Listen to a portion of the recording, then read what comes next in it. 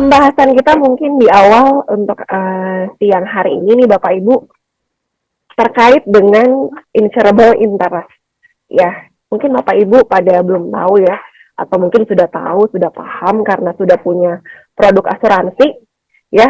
Jadi memang kalau tahu kan ada beberapa nih di insurance ya tentunya ya di polis ataupun di SPAJ saat kita mengajukan pengajuan asuransi itu selalu ada yang namanya pemegang polis, benar ya. Kemudian ada juga yang namanya tertanggung, ya tertanggung. Terus ada juga namanya ahli waris. Oke.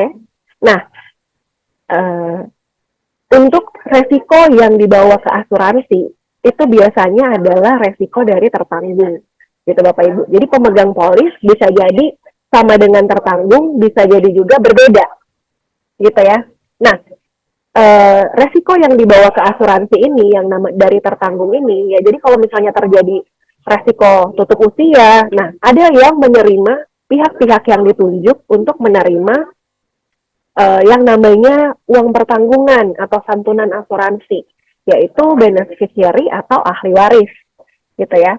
Nah, kalau misalnya pemegang polis dan tertanggung ini juga nih Bapak Ibu ya, pemegang polis dan tertanggung, itu juga kita harus lihat, jadi nggak sembarangan.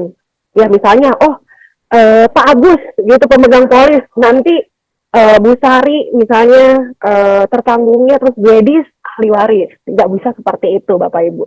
Jadi semua harus ada satu keterikatan dan satu ketergantungan gitu ya. Nah, yang dimana disebut apa? Insurable interest.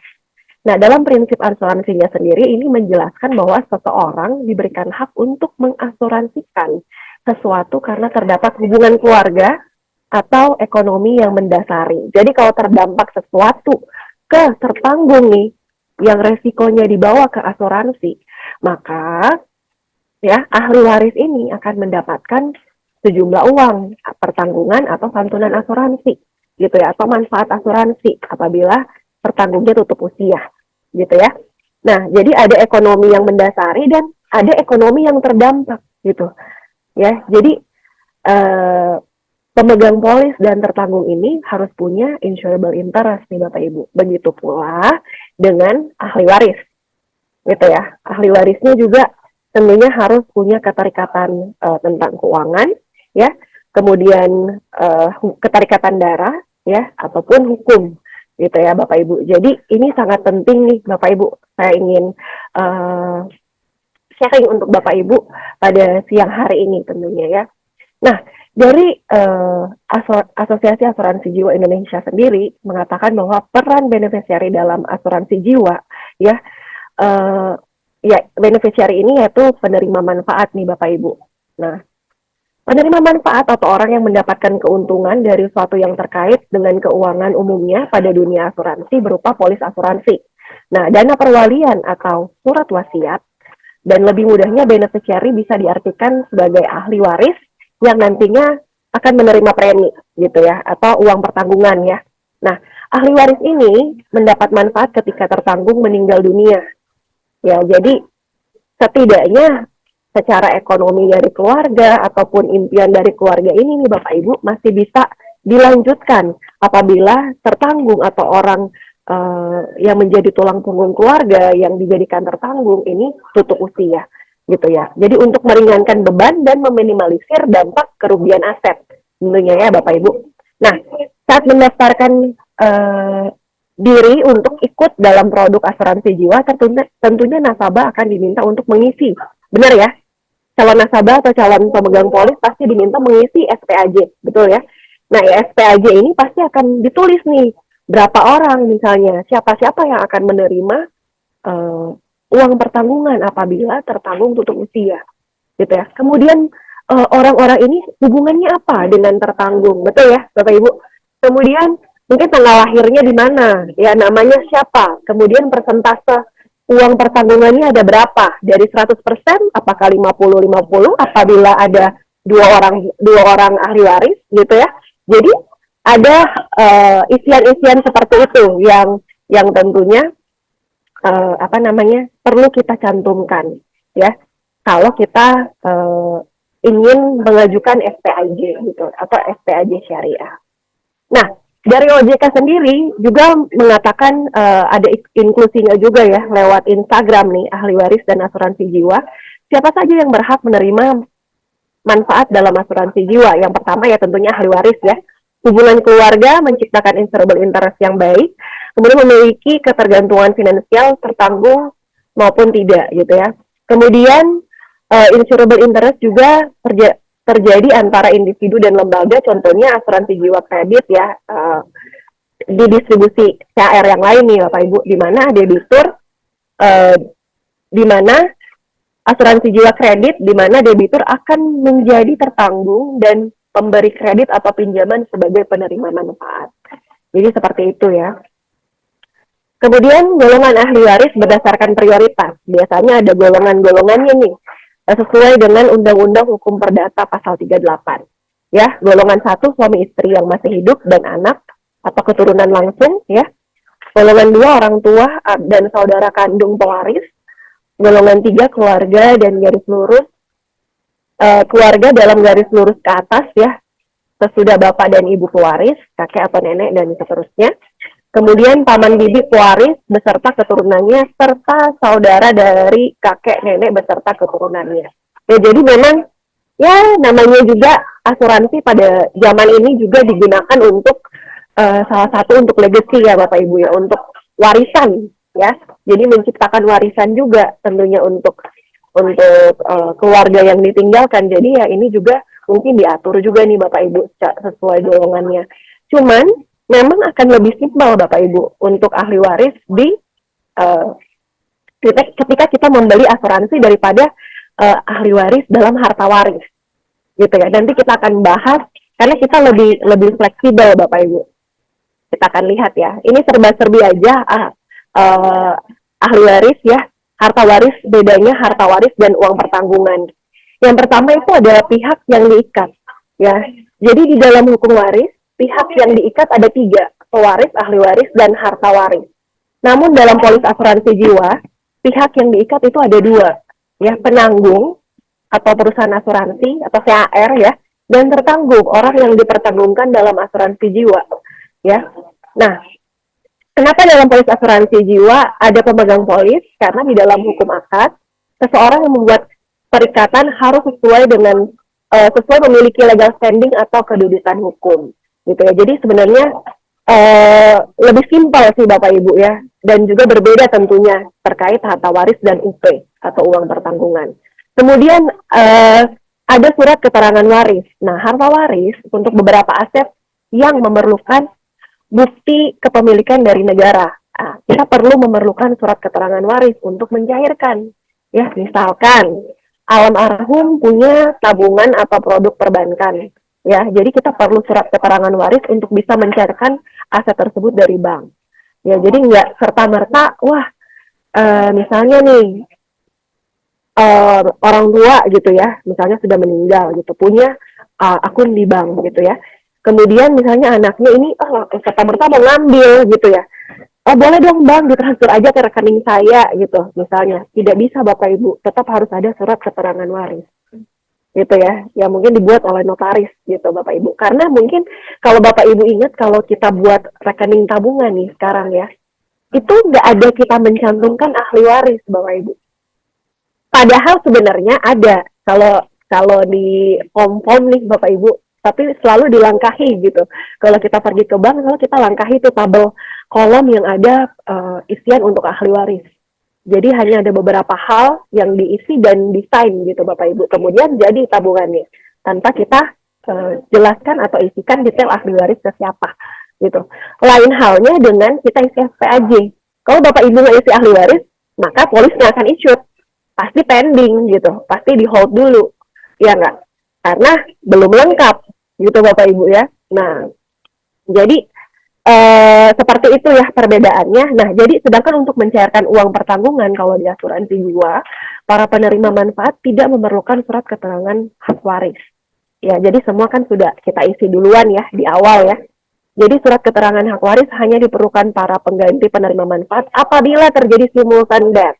Jadi simultan death ini adalah tertanggung sama ahli warisnya meninggal bersamaan gitu ya. Jadi memang ada beberapa detail yang akan nanti diklaim dari tempat kita, itu cari nih Bapak Ibu, ya.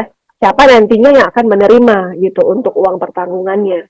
Ya tentunya pasti ada dokumen-dokumen yang perlu disediakan dan juga apa namanya penunjukan atau bukti ya bahwa berkaitan dengan si tertanggung ataupun ahli waris.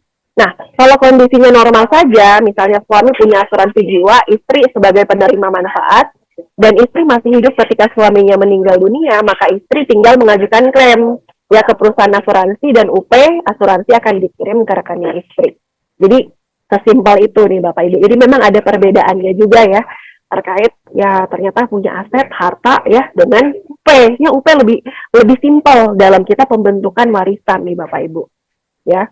Tapi mungkin kalau sekarang kalau istri-istri nih lagi diskusi mungkin ya sama bapak-bapak ya sama suaminya, boleh dong saya dibikin warisan lewat asuransi ya mungkin tersinggung nih jadinya kan. Wah kenapa nih doain buat ini cepet ya gitu dari panggil gitu ya.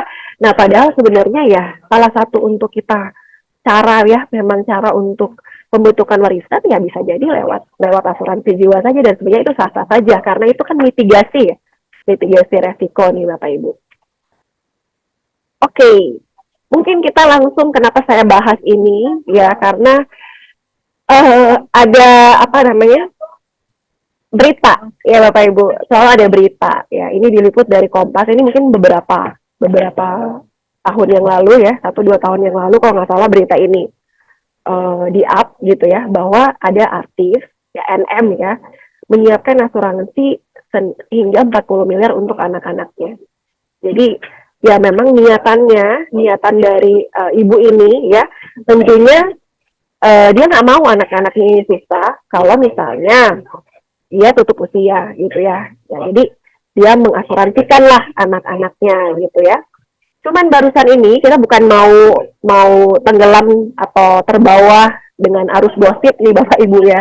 Saya mengesampingkan itu, tapi saya nanti mau edukasi bahwa ahli waris ini ya bisa Bapak Ibu bisa diubah ya, baik proporsi, baik orangnya gitu ya, oleh pemegang polis ya.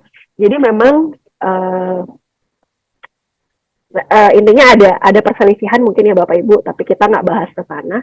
Jadi si ibu ini mengubah, nih Bapak Ibu, mengubah penerima manfaat atau ahli warisnya itu dari 3 orang menjadi 2 orang anaknya saja, gitu ya. Nah, apakah itu boleh?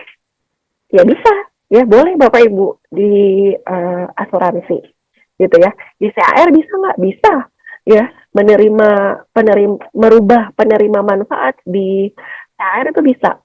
Ya, jadi polisnya ini yang sudah dicetak, ya sudah issued dicetak, Bapak Ibu terima dengan penerima manfaat yang awal itu bisa diubah, gitu Bapak Ibu, ya.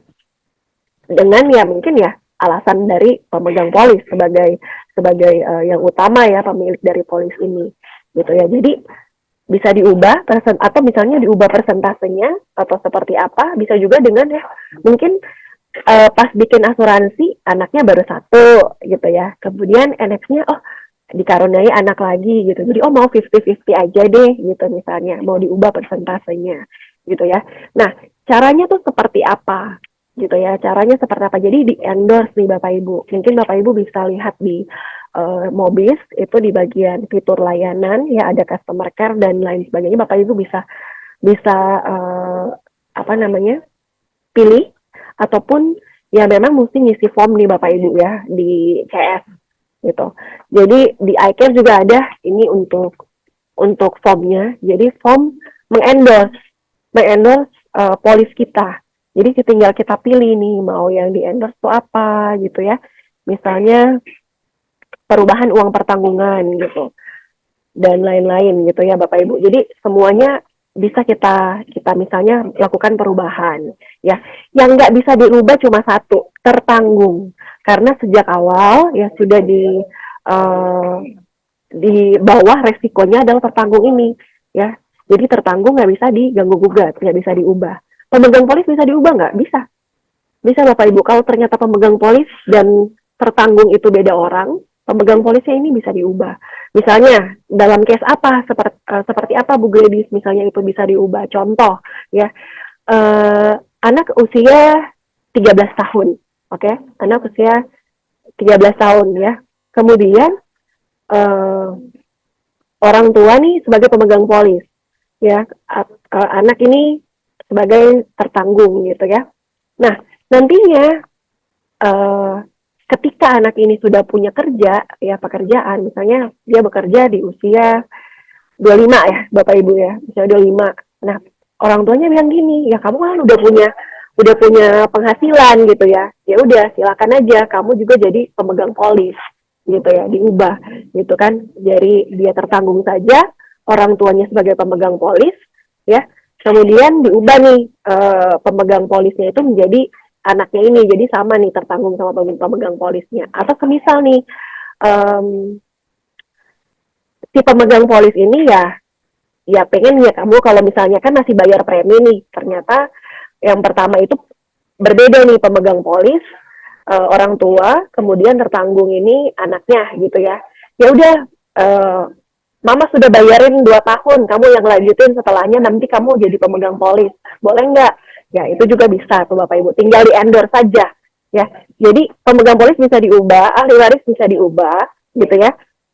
Tapi yang nggak bisa diubah adalah tertanggung ya, nggak bisa diganggu gugat gitu Bapak Ibu kalau tertanggung ya. Jadi seperti itu, yang ingin disampaikan ya, di sharing kepada Bapak Ibu pada siang hari ini. Jadi silakan aja kalau misalnya ada update data ya. Sekarang kan orang mungkin alamatnya berubah atau ada beberapa misalnya ada ya yang paling ini kan nomor handphone lah atau alamat email, ya silahkan Bapak Ibu melakukan perubahan gitu ya. Jadi memang ada